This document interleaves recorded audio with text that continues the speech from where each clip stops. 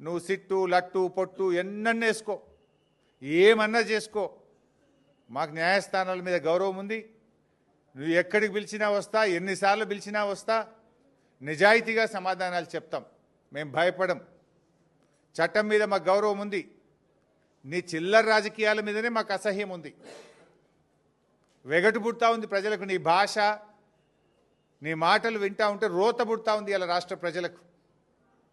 రేవంత్ రెడ్డి గారు చూసుకో, అసలు ఇడిచిపెట్టాం, నేను ఇంకా గట్టి కొట్లాడతాం. నీ 6 గ్యారెంటీల అమలు మీద, నీ కుంభకోణాల మీద మేము మా పోరాటాలు జరుపుతూనే ఉంటాం.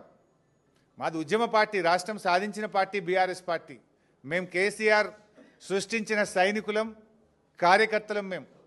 మాకు త్యాగాలు తెలుసు, మాకు పోరాటాలు తెలుసు.